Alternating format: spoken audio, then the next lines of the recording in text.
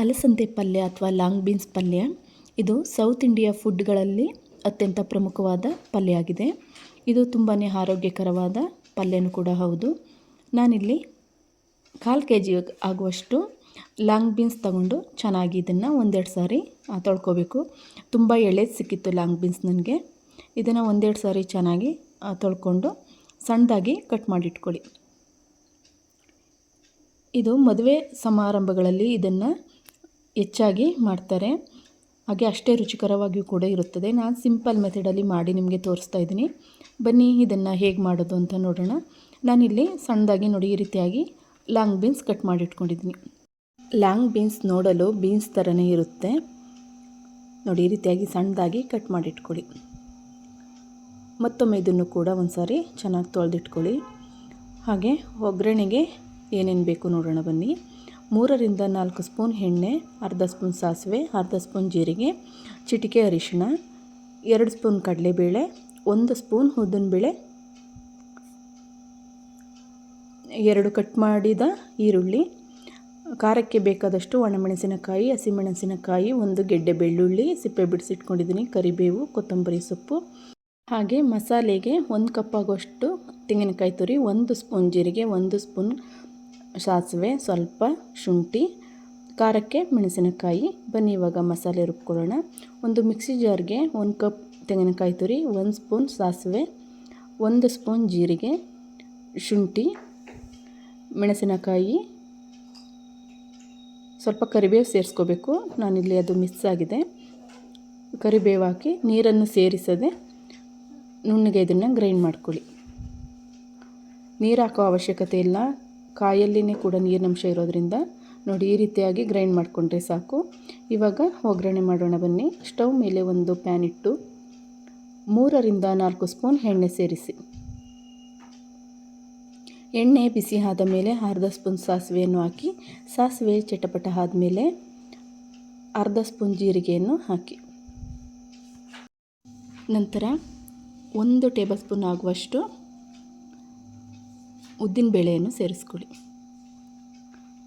ಆಮೇಲೆ 2 ಸ್ಪೂನ್ ಕಡಲೆಬೇಳೆ ಹಾಕಿ. ಕಡಲೆಬೇಳೆ ಸ್ವಲ್ಪ ಜಾಸ್ತಿನೂ ಕೂಡ ಹಾಕ್ಕೊಳ್ಬಹುದು.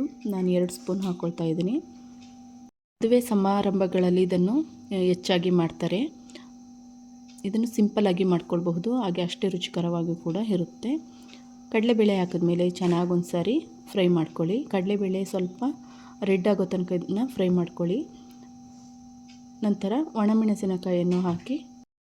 ಈ ಪಲ್ಯ ಡಯಟ್ ಮಾಡೋರಿಗೂ ಕೂಡ ತುಂಬಾ ಒಳ್ಳೆಯದು, ಬೇಗ ತೂಕ ಕಡಿಮೆ ಮಾಡುತ್ತೆ. ಚಿಕ್ಕ ಮಕ್ಕಳಿಗೂ ಅಷ್ಟೇ ತುಂಬಾ ಒಳ್ಳೆಯದು. ಒಣಮೆಣಸಿನಕಾಯಿ ಹಾಕಿದ ಮೇಲೆ ಸಿಪ್ಪೆ ಬಿಡಿಸಿದ ಬೆಳ್ಳುಳ್ಳಿಯನ್ನು ಸೇರಿಸ್ಕೊಳ್ಳಿ. ನಂತರ ಸಣ್ಣದಾಗಿ ಕಟ್ ಮಾಡಿದ 2 ಈರುಳ್ಳಿನ ಹಾಕಿ. ನಾನು 2 ಈರುಳ್ಳಿ ತೊಗೊಂಡಿದ್ದೀನಿ, ಬೇಕಿದ್ದಲ್ಲಿ ಜಾಸ್ತಿನೂ ಕೂಡ ಹಾಕ್ಕೊಳ್ಬಹುದು. ನಂತರ ಸ್ವಲ್ಪ ಕರಿಬೇವು, ಇದೆಲ್ಲವನ್ನು ಹಾಕಿದ್ಮೇಲೆ ಚೆನ್ನಾಗಿ ಇದನ್ನು ಫ್ರೈ ಮಾಡ್ಕೊಳ್ಳಿ. ಈರುಳ್ಳಿ ಕಲರ್ ಚೇಂಜ್ ಆಗೋ ತನಕ ಇದನ್ನು ಚೆನ್ನಾಗಿ ಫ್ರೈ ಮಾಡ್ಕೋಬೇಕು ನೋಡಿ. ಈ ರೀತಿಯಾಗಿ ಚೆನ್ನಾಗಿ ಇದನ್ನು ಫ್ರೈ ಮಾಡ್ಕೊಳ್ಳಿ. ಈರುಳ್ಳಿ ಬೆಳ್ಳುಳ್ಳಿ ತಿಂದೇ ಇರೋರು ಈರುಳ್ಳಿ ಬೆಳ್ಳುಳ್ಳಿನ ಸ್ಕಿಪ್ ಮಾಡ್ಕೊಳ್ಬಹುದು ನೋಡಿ. ಈ ರೀತಿಯಾಗಿ ಚೆನ್ನಾಗಿ ಇದನ್ನು ಫ್ರೈ ಮಾಡ್ಕೊಳ್ಳಿ.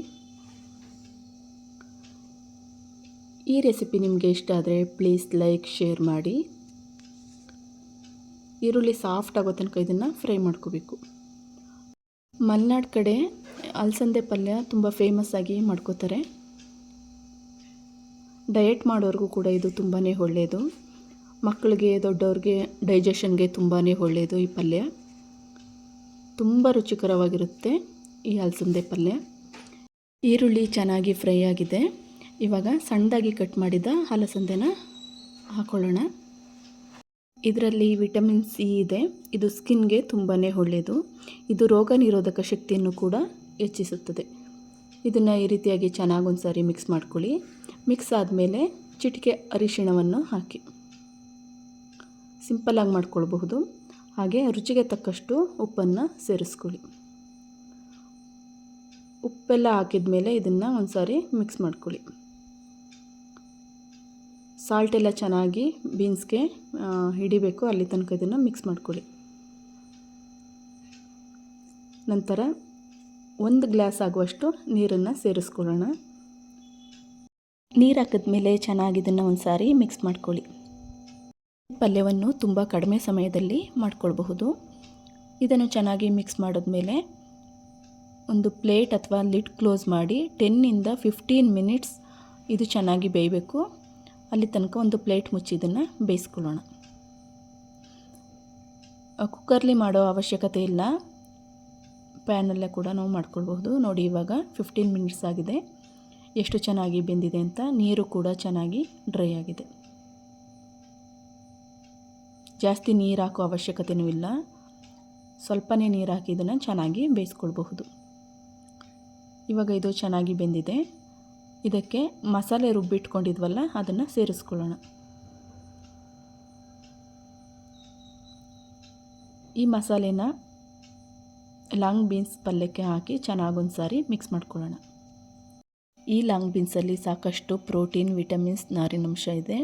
ಇದು ಆರೋಗ್ಯಕ್ಕೆ ತುಂಬಾ ಒಳ್ಳೆಯದು. ನೋಡಿ ಇದನ್ನು ಚೆನ್ನಾಗಿ ಮಿಕ್ಸ್ ಮಾಡಿದ ಮೇಲೆ ಸಣ್ಣದಾಗಿ ಕಟ್ ಮಾಡಿದ ಕೊತ್ತಂಬರಿ ಸೊಪ್ಪನ್ನು ಸೇರಿಸ್ಕೊಳ್ಳೋಣ. ಈ ರೆಸಿಪಿನ ನೀವು ಕೂಡ ಒಮ್ಮೆ ಟ್ರೈ ಮಾಡಿ. ಕೊತ್ತಂಬರಿ ಸೊಪ್ಪು ಹಾಕಿದ್ಮೇಲೆ ಮತ್ತೆ ಇದನ್ನು ಮಿಕ್ಸ್ ಮಾಡ್ಕೊಳ್ಳೋಣ. ಕಡಿಮೆ ಸಮಯದಲ್ಲೇ ಇದನ್ನು ನಾವು ಮಾಡ್ಕೊಳ್ಬಹುದು. ಮಕ್ಕಳು ಕೂಡ ಇಷ್ಟಪಟ್ಕೊಂಡು ತಿಂತಾರೆ. ಇವಾಗ ಲಾಂಗ್ ಬೀನ್ಸ್ ಪಲ್ಯ ಅಥವಾ ಅಲಸಂದೆ ಪಲ್ಯ ರೆಡಿಯಾಗಿದೆ. ನೀವು ಕೂಡ ಒಮ್ಮೆ ಟ್ರೈ ಮಾಡಿ ಹೇಗಿದೆ ಅಂತ ಕಮೆಂಟ್ಸ್ ಮಾಡಿ. ಚಪಾತಿ, ದೋಸೆ, ಪೂರಿ, ರೈಸ್ಗೆ ಇದನ್ನು ಮಾಡ್ಕೊಳ್ಬಹುದು. ಸೈಡ್ ಡಿಶ್ ಆಗಿ ಮಾಡಿಕೊಂಡ್ರೆ ತುಂಬಾ ಚೆನ್ನಾಗಿರುತ್ತೆ. ಕಡಿಮೆ ಸಮಯದಲ್ಲಿ ತುಂಬಾ ರುಚಿಕರವಾದ ಹಾಗೆ ಆರೋಗ್ಯಕ್ಕೆ ಒಳ್ಳೆಯದಾದಂತಹ ಲಾಂಗ್ ಬೀನ್ಸ್ ಪಲ್ಯ ರೆಡಿಯಾಗಿದೆ ಅಥವಾ ಅಲಸಂದೆ ಪಲ್ಯ ರೆಡಿಯಾಗಿದೆ. ಈ ವಿಡಿಯೋ ನಿಮಗೆ ಇಷ್ಟ ಆದಲ್ಲಿ ಪ್ಲೀಸ್ ಲೈಕ್, ಶೇರ್, ಕಮೆಂಟ್ಸ್ ಮಾಡಿ. ಹಾಗೆ ನನ್ನ ಚಾನಲ್ನ ಸಬ್ಸ್ಕ್ರೈಬ್ ಮಾಡಿ ಫ್ರೆಂಡ್ಸ್. Thank you friends.